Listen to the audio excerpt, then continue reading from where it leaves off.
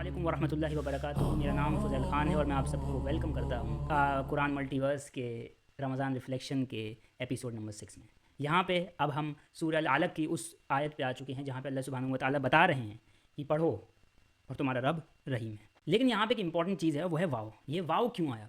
मतलब सेंस ना बनाने वाली चीज़ तो यह है कि पढ़ो और तुम्हारा रब रहीम है। यानी अल्लाह सुब्हानहू व तआला ये क्यों नहीं कह रहे कि पढ़ो क्योंकि तुम्हारा रब रहीम है, या पढ़ो क्योंकि तुम्हारा रब, मतलब यहाँ पे सेंस नहीं बन रहा किस चीज़ का हमारे लिए कि ये वाव क्यों आया। तो आप इसको सेंस बनाने के लिए समझते हैं कि ये वाव क्यों आया और इसको पढ़ते हैं।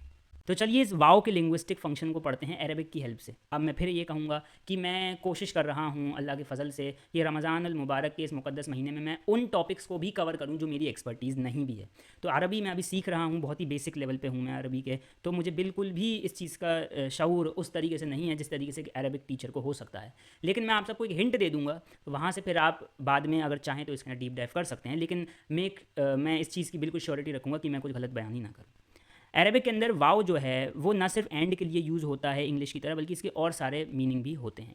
जैसे कि सबसे पहला मीनिंग जिसको हम वाव अल हाल कहते हैं, यानी while in a state that, यानी ये एक ऐसा स्ट्रॉन्ग लिंग्विस्टिक प्रोबेबिलिटी है जो कि इस आयत के अंदर वाव को वाव अल हाल बना रही है। यानी कोई सिंपल वाव नहीं है ये, एक वाव अल हाल है, एक ऐसा वाव है जो कि यहाँ पे हाल को बता रहा है, यानी उस स्टेट को बता रहा है। रीड, इसको मतलब फिर हम ऐसे निकाल सकते हैं कि एंड की जगह से हम इस तरीके से बोलें, read while your Lord is most gracious, पढ़ो जब, क्योंकि तुम्हारा पढ़ो ये जानते हुए कि तुम्हारा रब जो है वो मोस्ट ग्रेशियस है। यानी तुम अपने रब की रहमत के अंदर अब आ गए हो, क्योंकि तुमने अपनी खलकत को समझ लिया, तुमने अपने ऑर्डर को समझ लिया, तुम ये समझ चुके हो कि अब तुम एक ऑर्डर का पार्ट बन चुके हो, तुम एक मखलूक हो, तुम्हारे ऊपर एक बर्डन है। तो अब तुम पढ़ाई शुरू करो, इल्म को हासिल करना शुरू करो, पढ़ो उस रब के नाम पे जिसने तुम्हें पैदा किया अलग से। अब पढ़ो जब तक कि तुम्हारे रब की रहमत तुम्हारे ऊपर है। इसका ये मतलब निकल रहा है यहाँ पे, they suddenly remove fear and hesitation from the command. यानी अब ये एक हेजिटेशन नहीं रही, ये एक फियर नहीं रहा, बल्कि ये अल्लाह सुब्हानहू व तआला की मर्सी बन चुकी है।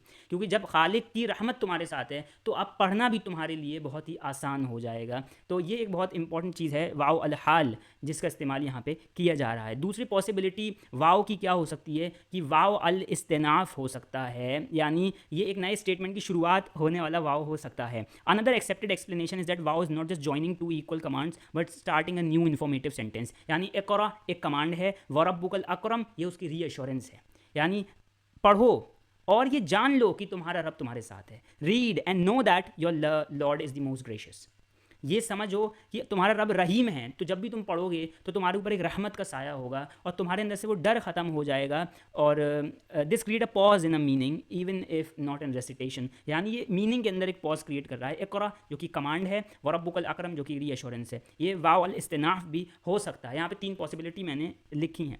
तीसरा वाव, वाई इक़रा वॉज रिपीटेड विद अ वाव। नोटिस इन 96:1 इक़रा बिस्मि रब्बिकल लज़ी, read in the name of your lord, इक़रा व रब्बुकल अकरम। लिंग्विस्टिक विजडम ऑफ रिपीटेशन, पहला इक़रा अल्लाह ने बोला कमांड टू एक्ट, यानी पढ़ो, स्टार्ट करो उस काम को। सेकंड इक़रा जो है वो रीअश्योरेंस है, पढ़ो यानी अब तुम ये जान लो कि तुम एक ऑर्डर का हिस्सा हो, तुम एक मखलूक हो, तुम्हारे ऊपर एक रिस्पॉन्सिबिलिटी अल्लाह ने दी है। तो अब ये जान लो कि तुम्हारे लिए पढ़ाई बहुत इंपॉर्टेंट है, और अब तुम्हें पढ़ने के साथ साथ जितना तुम पढ़ोगे ये याद रख के पढ़ना कि तुम्हारे रब की रहमत तुम्हारे पीछे है। दिस वाव make a shift in tone from awe and command to comfort and generosity. Without वाव the words could feel abrupt and purely commanding. यहाँ पे एक डर क्रिएट होगा, क्योंकि नबी अलैहिस्सलाम उस टाइम पे एक स्टेट ऑफ फियर में तो थे, ठीक है, लेकिन वो रीअश्योरेंस कब मिला जब अल्लाह सुब्हानहू व तआला ने कहा इक़रा दोबारा से, वरब्बुकल अकरम, पढ़ो और तुम्हारा रब रहीम है। ये जानते हुए पढ़ो कि तुम्हारा रब रहीम है। ये बहुत इंपॉर्टेंट चीज़ थी जो जाननी हमें ज़रूरी है कि कुछ करने से पहले जेनरोसिटी। अल्लाह ने ये नहीं कहा कि पढ़ो क्योंकि तुम केपेबल हो, अल्लाह ने तुम्हें तुम्हारी सलाहियतों पे पढ़ने की तलकीन नहीं करी है। अल्लाह ने ये नहीं कहा कि तुम पढ़ो क्योंकि तुम इसकी काबिलियत रखते हो, बल्कि अल्लाह सुब्हानहू व तआला ने तुम्हें हम्बल करते हुए ये कहा कि पढ़ो क्योंकि तुम्हारे ऊपर रहमत है। इसका मतलब ये है कि वाव ने फ्लिप कर दिया उस पूरे लॉजिक को, यानी ability comes after, generosity come first. Knowledge in Islam is not earn first, it is granted first. ये बहुत इंपॉर्टेंट है, इसलिए अल्लाह सुब्हानहू व तआला सूरह अल-बकरा में क्या कहते हैं, अलिफ लाम मीम ज़ालिकल किताबु ला रैब फ़ीह हुदल लिल मुत्तकीन। ये मुत्तकीनों के लिए खुदा है, ये हर एक इंसान के लिए खुदा नहीं है। यानी ये मिलती है, उनको मिलती है जिनको अल्लाह सुब्हानहू व तआला मुत्तकी मानता है, जिसको अल्लाह सुब्हानहू व तआला की नज़रों में जो इंसान मुत्तकी होता है उसे ग्रांट की जाती है। इसीलिए अल्लाह कह रहे हैं कि अब क्योंकि तुम एक ऑर्डर का हिस्सा बन चुके हो तो हमने तुम्हें चुन लिया है, अब तुम पढ़ो, हमारी रहमत तुम्हारे साथ है। एबिलिटी बाद में आएगी, ताकत बाद में दी जाएगी, जेनरोसिटी पहले मिलेगी। और ये नबी अलैहिस्सलाम की सीरतुन नबी से भी आप जान सकते हैं। जैसे जैसे हम आगे की सूरतों में जाएंगे आप देखेंगे कि कैसे ये चीज़ और ज़्यादा डेवलप होगी नबी अलैहिस्सलाम की सीरत के अंदर। आगे जब हम बढ़ते हैं तो आगे जब हम बढ़ेंगे तो आगे हम अब ये जानेंगे कि अल्लाह सुब्हानहू व तआला ने कलम का जिक्र क्यों किया। क्योंकि अल्लाह सुब्हानहू व तआला कह रहे हैं पढ़ो और तुम्हारा रब रहीम है जिसने सिखाया कलम से।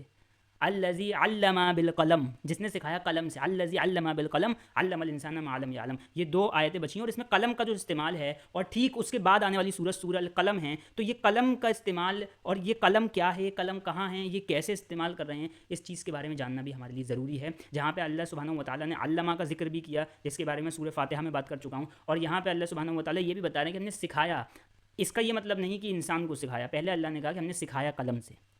अल्लज़ी अल्लमा बिल कलम अल्लमल इंसान मा लम यअलम, कलम से सिखाया और सिखाया इंसान को, अल्लमल इंसान मा लम यअलम, जो वो नहीं जानता था। दोनों चीज़ों के बारे में हम बात करेंगे, दोनों आयतों के बारे में डीपली डिस्कशन होगा। और ये आशरा जैसे जैसे कंप्लीट होने की तरफ बढ़ रहा है उसी तरीके से सूरह अल अलक की ये 5 आयतें भी हमारे दिमाग में बहुत और दिल में और दिमाग में बहुत अच्छी तरीके से उतर रही हैं। I hope so. जैसे जैसे हम आगे बढ़ेंगे आपको और नई नई चीज़ें कुरान के बारे में पता चलेंगी, अगर आप कुरान की ज़्यादा डीपली स्टडी नहीं करते तो। तब तक के लिए मैं आपसे इजाज़त चाहूँगा आज की इस वीडियो से। हम कल नई वीडियो के साथ दोबारा हाजिर होंगे। दुआओं में याद रखें हर उस शय को जिसकी जो इस वक्त तकलीफ़ में है। इस दुनिया की हर एक चीज़ को तकलीफ़ में देखते हुए इंसान के पास सिर्फ वो ताकत है कि वो दुआ कर सकता है। ये ताकत अल्लाह सुब्हानहू व तआला ने किसी और चीज़ को नहीं दी। तो अगर आप एज ए इंसान देख रहे हैं अपने अराउंड इनजस्टिस होता हुआ तो दुआ करें, दुआ करें। ये दुआ हर उस इनजस्टिस को हटाएगी। और अमल करें, अमल करें, अमल करें, क्योंकि अमल इंसान का सबसे बड़ा हथियार है। इल्म के साथ अमल जब होगा तो आप वतवासौ बिल हक़ वतवासौ बिस सब्र वो काम कर पाएंगे, वरना तो आपका शुमार उनमें होगा जो खसारे में रहे, लफ़ी खुस्र। ये चीज़ याद रखिएगा। इसके बारे में भी हम एक दिन डीपली डिस्कशन करेंगे अगर आप चाहें। वल अस्र इन्नल इंसान लफ़ी खुस्र इन्नल लज़ीना आमनू व अमिलुस सालिहात व तवासौ बिल हक़्क़ि व तवासौ बिस सब्र। एक बहुत छोटी सूरत है लेकिन इसका जो इम्पैक्ट है वो बहुत बड़ा है। कुछ चीज़ों का वज़न बहुत कम होता है लेकिन उनका इम्पैक्ट बहुत ज़्यादा होता है। इस सूरत का वज़न बहुत कम है लेकिन इसका इम्पैक्ट बहुत बड़ा है। इसी तरीके से हम आगे भी सूरह अल अलक को कंप्लीट करके सूरह अल कलम की तरफ बढ़ेंगे दूसरे आशरे में इंशाअल्लाह। तब तक के लिए मैं आप सबसे गुजारिश करूँगा कि अगर आपको कोई भी क्वेरी हो, कोई भी चीज़ पूछनी हो, कोई बात अच्छी लगी हो, कोई बात बुरी लगी हो, कमेंट सेक्शन में ज़रूर बताएं।